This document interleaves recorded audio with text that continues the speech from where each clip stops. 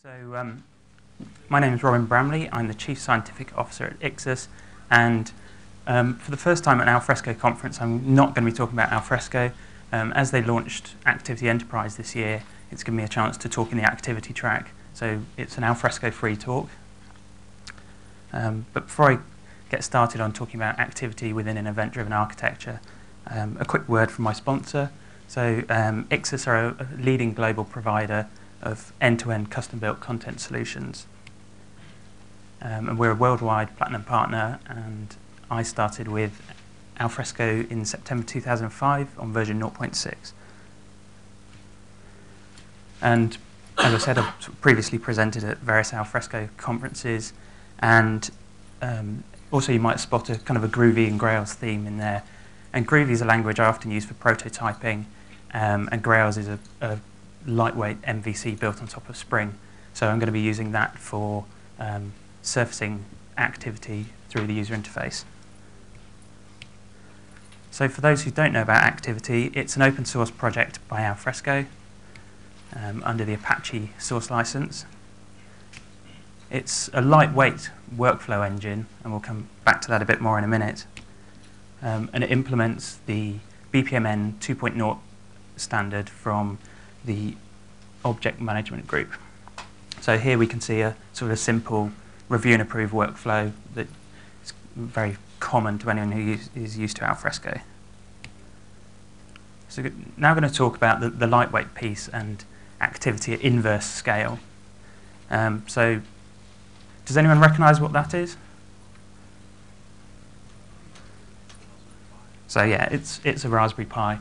And if you install MySQL and Java 8 for ARM on a Raspberry Pi, then you can happily run Activity. And Yoram Barras, who's one of the Activity developers, had done a blog post on how lightweight Activity is. And he was talking about running it in 14 meg of heap. And I said, OK, I'll see if I can run it on my Raspberry Pi. So I managed to run it with 9 meg of heap. But if you want to know more, there's a link to his blog post. So Activity is very lightweight. So I'm now going to talk about enterprise integration, because obviously that's the building block of event-driven architecture. So, you know, in the bad old days before people started integrating systems, you'd have, and I'll use an example from a project I worked on. So the insurance brokers would hand a contract to their clerks, they'd key it into one system, they'd send a fax to someone else, and then they'd have to rekey it into the mainframe. So in essence, you know, you get more errors and conflicts when you re-enter information. So integration is essential in more connected times. But as ever, there's always a health warning when you're fighting the keep it simple principle. And those are the fallacies of distributed computing. So there are a set of mistakes that people generally, or assumptions people generally make when they start integrating distributed systems. So they assume that information can flow freely everywhere, at the same time everything's consistent. But you know, there are a set of painful lessons that everyone has to learn, and generally the hard way. And that leads me on to kind of integration styles. So Martin Fowler wrote a book probably about 12 years ago that introduced a set of enterprise integration styles. And he basically boiled it down to 4 different styles. And these vary in their levels of application coupling, how intrusive they are to an application. And also, you know, there may be other factors in play with an enterprise, such as particular technology selection or data formats, or a need to get data in a sort of timely fashion. And the 4 styles he defined were file transfer, so sharing files between applications, sharing a database between applications, making remote procedure calls where you invoke a function in another system, and lastly, messaging. And messaging is the one that we're going to be focusing on today. So, you know, messaging or asynchronous messaging is inherently loosely coupled. So you send a message from one application, and it can flow along a bus, and other applications can get that, whether it's sent in a queue, where it's point-to-point, or broadcast for many subscribers for that message. And this kind of decoupled approach can help to overcome some of the latency and unreliability issues that you can face when integrating applications. you can also apply some pipes and filters patterns. So you've got a flexible way of handling that message between the source and the destination. And there are frameworks that mask a lot of complexity from developers. So, if someone was to say, why use messaging? There's, as with any sophisticated solution, there's no simple answer. But a quick answer is it's more immediate than file transfer, it's better encapsulated than a shared database, and it's more reliable than remote procedure invocation because you don't need the other system to be up. Addison Wesley published a book in the mid-2000s called Enterprise Integration Patterns. It was by Grigor Hope and Bobby Wolf. And within that, they introduced a sort of a seminal pattern language for talking about all the different ways you could integrate systems with messaging that people have been doing anyway, but it gave names to them. So one of the first ones, and again, this was used in that insurance example I was talking about, is called the claim check pattern. So rather than sending heavy documents through your messaging framework, you put you split out the heavy payload and put that somewhere, and then you just pass a reference to where it lives, and then the consuming application can fetch that. And this is actually produced using one of the Hope EIP stencils, and in this case it's omnigraphal, but there's also ones for Visio. So an event-driven architecture uses the observer pattern. So if people are familiar with the Gang of Four observer or have worked in kind of the operating system levels, the idea is that you have a system that emits events when something of interest happens, and then other systems can listen for that event and take action when they're triggered. And this can be, it may be business process level, or it may be potentially error cases or something else. But the good, from the extensibility point of view, what's really good is that you're not necessarily aware who's consuming these events. And this has sort of lots of applications in things like real-time business intelligence or fraud monitoring and activities such as that. So I'm going to have a quick run through on some of the ways that you can implement event emission. And first we're going to look at Spring. So the Spring framework, which obviously used within Alfresco, has the notion built into it that within an application context, you can have an event source and event listeners. And in this case, this was from a project that I did 5 years ago for Virgin Money Giving, which is a charitable donation site that was created for the London Marathon. And in there, I basically said to all the developers, every business process is going to emit event. We don't necessarily know what we're going to use them for yet, but we're going to do it. And then when we came to looking at because it was an agile project, we were then looking at indexing. And because we had all these business process events, we could quite easily say, we're now going to index a charity. Okay, so we've got the charity, the fact that charity is created.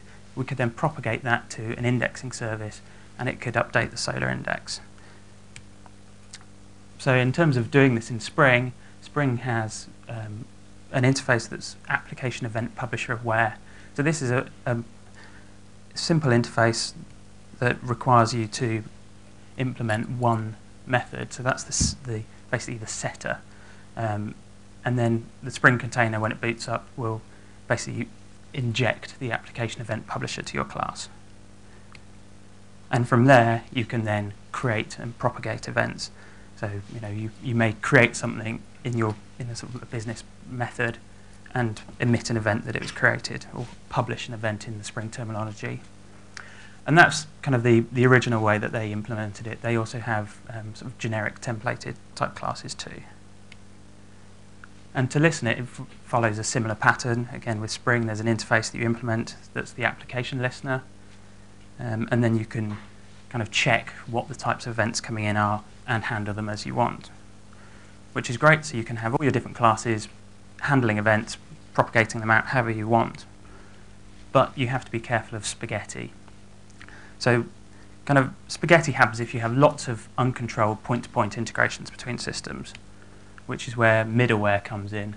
So middleware tools are kind of aimed to simplify that integration and give a bus paradigm rather than a spaghetti mess.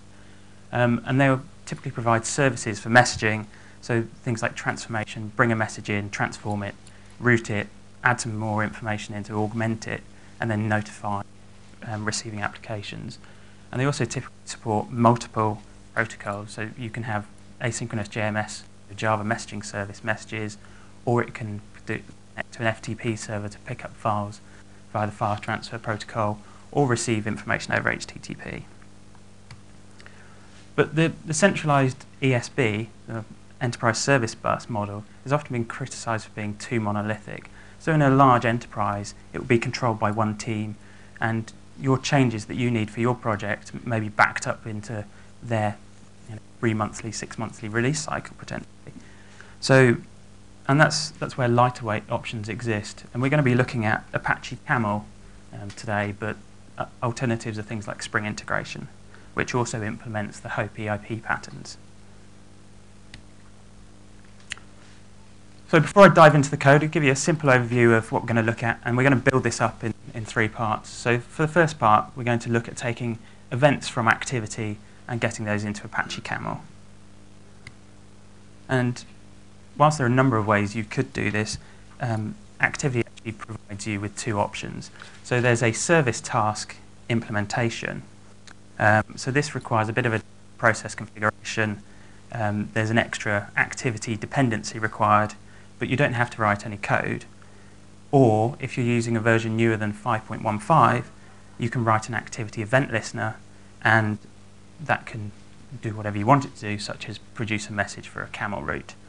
And that option is actually easier to retrofit if you have lots of workflow processes.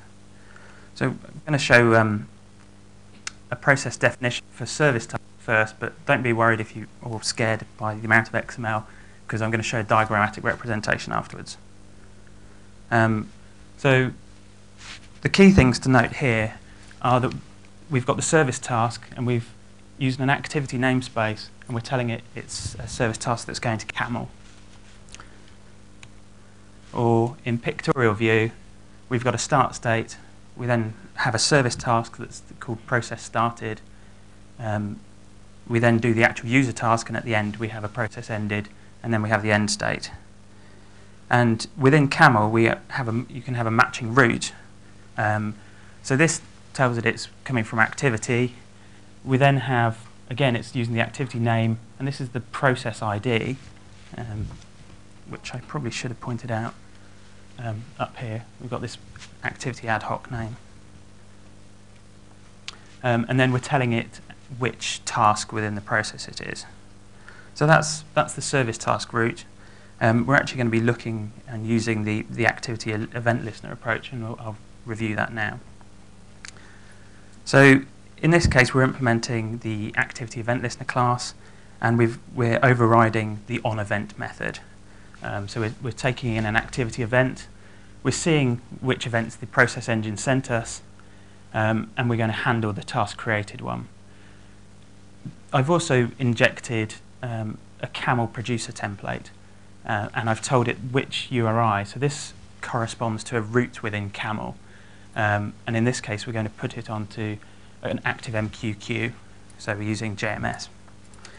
And then down at the bottom we're invoking the start producer, and we're sending the body, and in there we're putting in a Pojo start event, and we'll come back to that class later on. So this time the process is actually a lot simpler because we don't have those service tasks in. So we can see that we've got a straightforward start state, a user task, and an end state. And in this case we require a little bit of activity configuration, and because I'm going to use Grails, this is in kind of shorter form using Groovy rather than Spring XML. So we're just setting up a process engine configuration. We're telling it where to pick up workflow process definitions from, and then we're specifying that we have a particular listener that it's going to pass events to. So within the code, we're going to use the Activity API. We're going to start a process instance and then fetch the task, and then we'll work with that task to be able to transition it later on. So without further ado, I'm going to jump into the demo.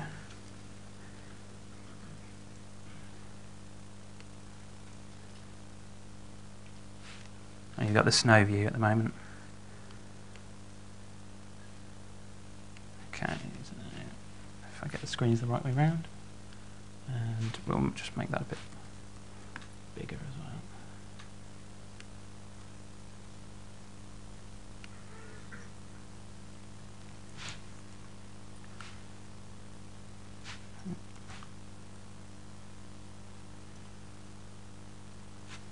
So, how legible is that at the back? Okay. So I've created a Grails page. Behind this is a controller. It then talks to a workflow service, and that handles the integration with the Activity API, so the code that we just saw. And the front-end controller is using AJAX calls, so we don't have page refreshes, and that's important when we start to get real-time feedback later on. So if I start a new task, we get a notification that we've created a task, and that's with ID 7. We can keep creating tasks and mark them as completed. And then when we've completed them, we'll get told there's no more running tasks. And if I then swap to if I play hunt the cursor,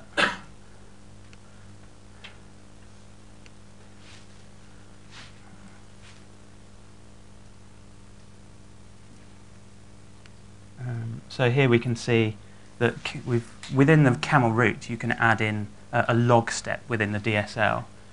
And here we can see that it's saying that it's received kind of these start and complete messages. So from there, we've got the events propagated out to the listener and then pushed through onto JMS.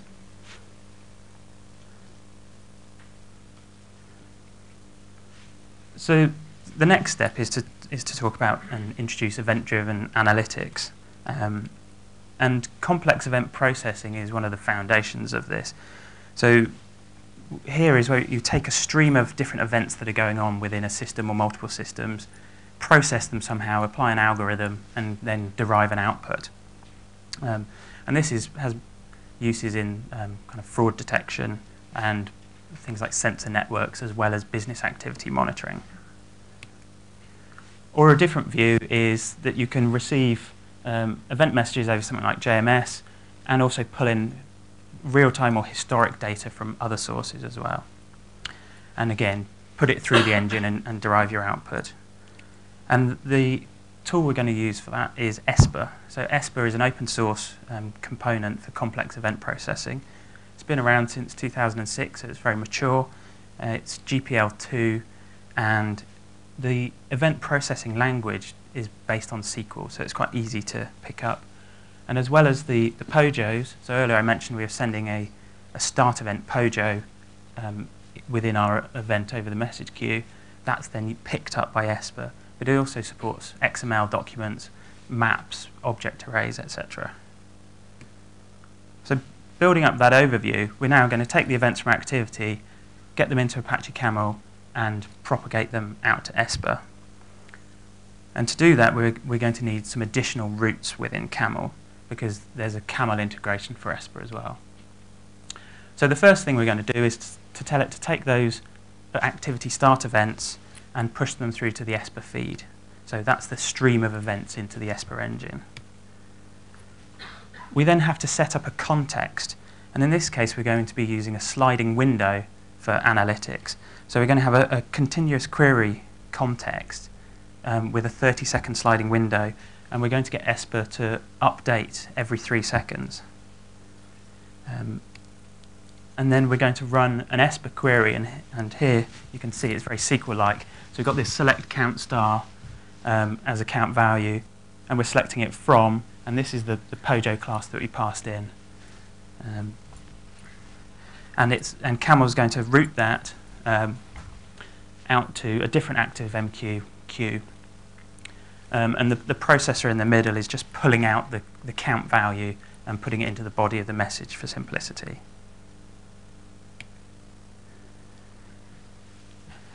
So it's time for another quick demo, and this time I just need to make a slight code change, which is always risky in front of an audience, but particularly when I can't find my cursor.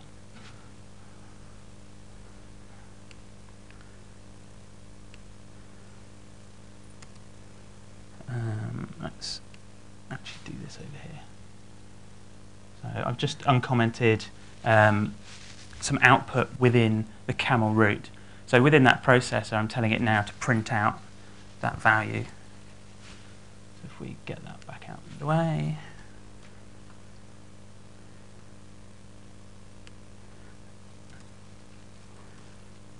And then swap back to Grails. So in the background, it's just recompiled the source, and it's recompiling the other route. And we're now starting to get these end statistics out of Esper.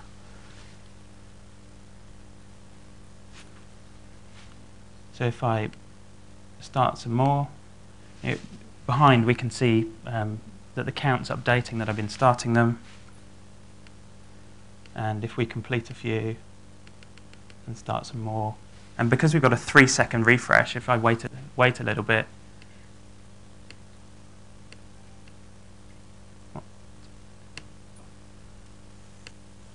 and then swap to the console, we'll start to see the sort of decay effect as that sliding window moves on.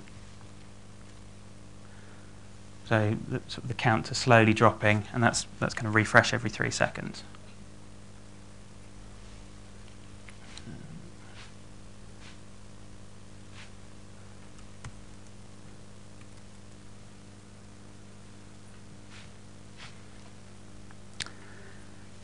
But that's all well and good having an output to a console, but what we really want is actually to be able to push this out to the users. So we're going to introduce asynchronous browser updates, or the ability to push, because web browsers have become almost this de facto for the zero install client.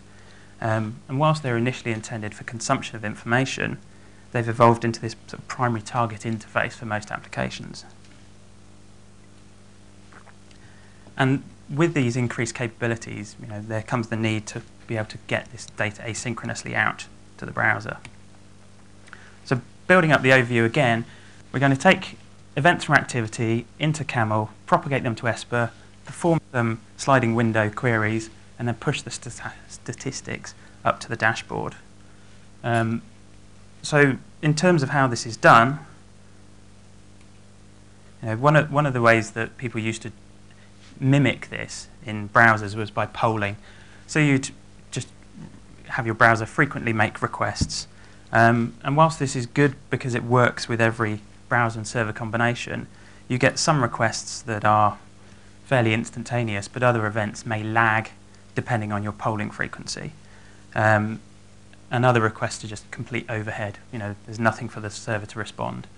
And this kind of works well when there are lots of frequent updates, and sometimes it's I worked on a swaps trading platform back in 2001, and at the time it was our only real option was to have all the clients just, it was applets as well to make it worse, just periodically poll the server every second. So there's then long polling, where the browser makes a request to the server. If the server's got something, it will respond straight away, but otherwise the browser can keep it open. It will wait. When it gets a timeout, it will make another request. So there's a risk of kind of a bit of lag, but again, it's a very flexible combination and is often used as a fallback for kind of real push. There's then streaming, where you keep the browser in a page loading state. So it will just sit there. It's not particularly good for usability because users think, why is this page not finished? And it's sometimes done with kind of iframes or multi-part responses to an AJAX XML HTTP request. But it can be vulnerable to timeouts and other problems. But of course, with HTML5, they introduced two different mechanisms. So they introduced server-sent events, so the server can push events to the browser. But they also introduced web sockets, which are full duplex communication channels. So they can both send events both ways at the same time. Although for a while, some browsers disabled web sockets. So what we're going to look at is we're going to use a framework to help with web sockets, which is called Atmosphere, and we're going to use the Meteor subpart of Atmosphere. So this helps building asynchronous web applications that include a mix of WebSocket, so the HTML5, and the sort of commit techniques that we just saw beforehand.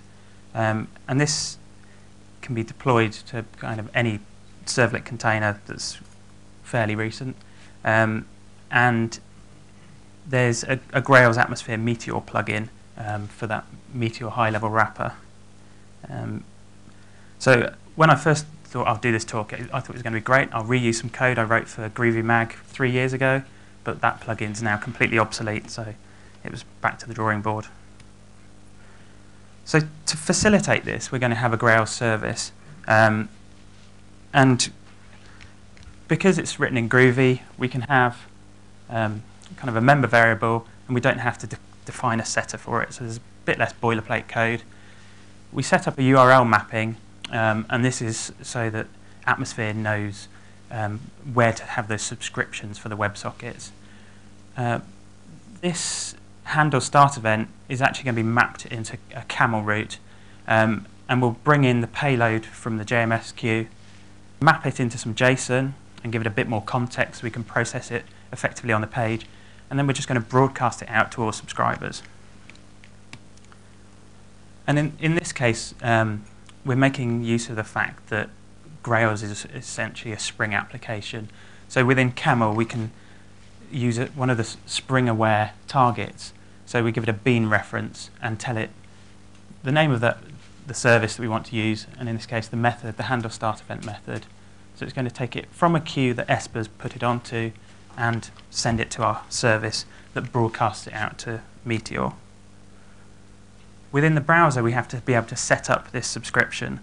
And the useful thing is that by being able to specify a transport and a fallback transport, we can support many different browser combinations. And then kind of the rest of the code is just setting up that subscription using the JavaScript libraries that the Atmosphere framework provides. And of course, we need a message handler on the JavaScript side. So when we receive some data, check it's not empty, we can log it out to the console, which is great for debugging in Firebug, parse it, and then we can update an area of the page with the message. So back to the demo, and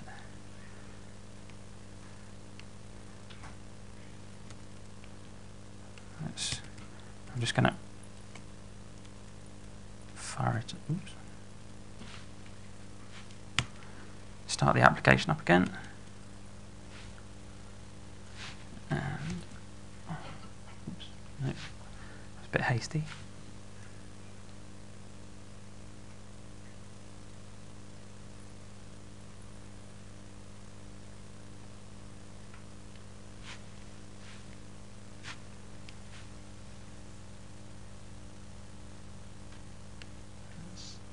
Let's see when it gets that. Oh, there we go. All right. So this time we've got another panel at the bottom of the page, and this will give us live workflow statistics once Esper started up. So it has to build that sliding time window. So we can again quite happily start and complete new tasks. And then we can subscribe and get a stack trace. Always nice. Let's try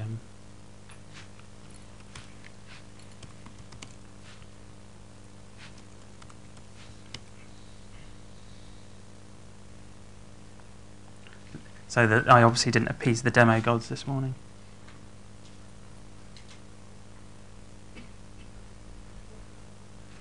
So whilst we wait for that to start up, any questions so far? Everyone's blinded by the science.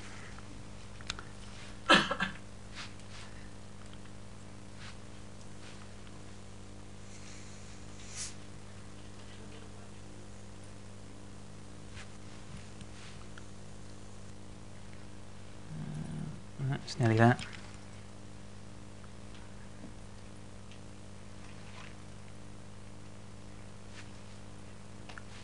It's always the way. It's something that works seamlessly when you rehearse it. Never goes smoothly.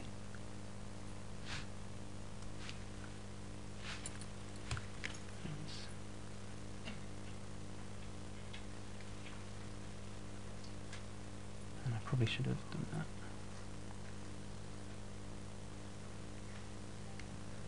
that. Okay, so that's running again. If we refresh it, subscribe, and I can just start a few tasks, and if I carefully wait for more than 3 seconds between them, it might be a bit more effective.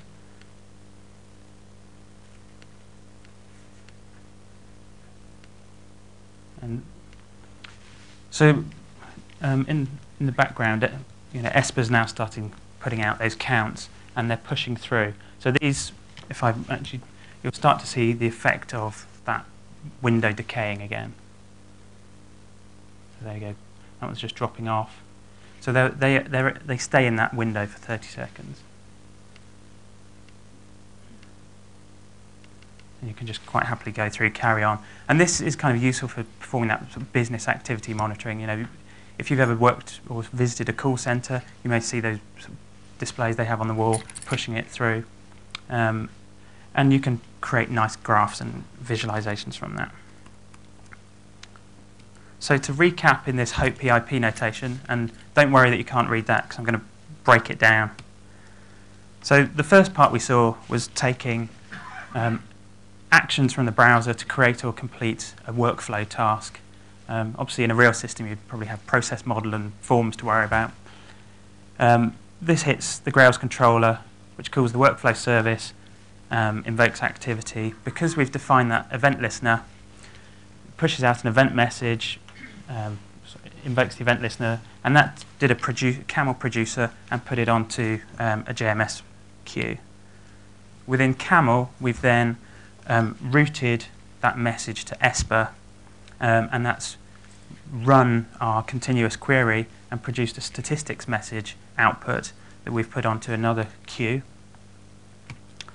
And then we've had an event-driven consumer also within Camel that talked to the Grails service, and that pushed it out to a Meteor broadcaster out to the browser. Any questions? And if you download the slide pack, there's a whole set of links to all the projects that have been used.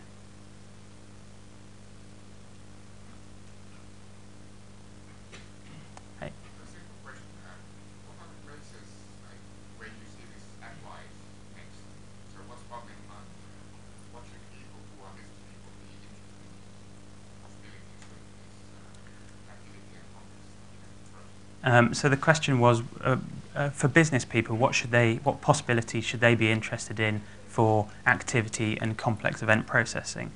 So there's a two-part answer to that. The first part is if they're using activity within Alfresco, then the new Alfresco workflow, new Alfresco reporting capability that's coming after the 5.0 release is actually going to have, it actually uses the activity event listeners approach and pushes it out for a data warehouse. So there's going to be reporting capabilities on workflow SLA type things anyway within Alfresco.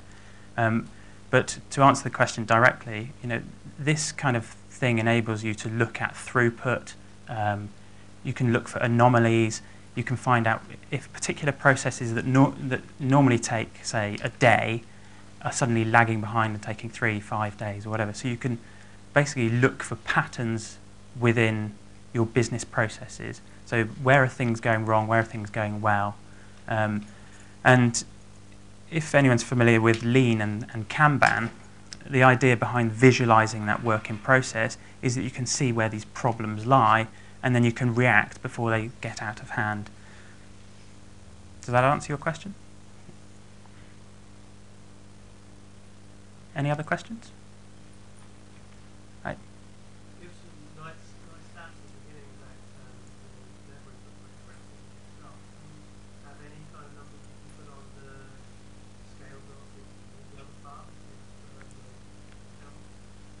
So they are, I was about to say, I haven't got figures to hand, but they're Espers are widely used in a lot of financial transaction processing systems, and they talk about certainly 500,000 messages, events a second through it.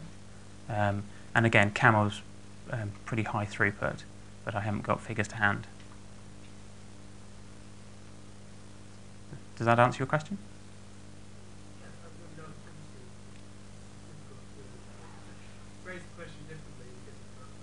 Yeah. Would you co-locate all of those? So in this case, for simplicity, I run it all within the same Grails Spring application.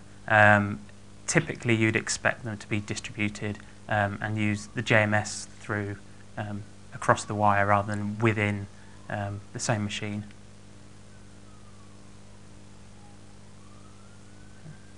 Any other questions? If not, I'll. As I saw the time's almost up. We had the room monitor show me a board a few minutes ago, so I say thank you very much for coming, and feel free to grab me throughout the conference.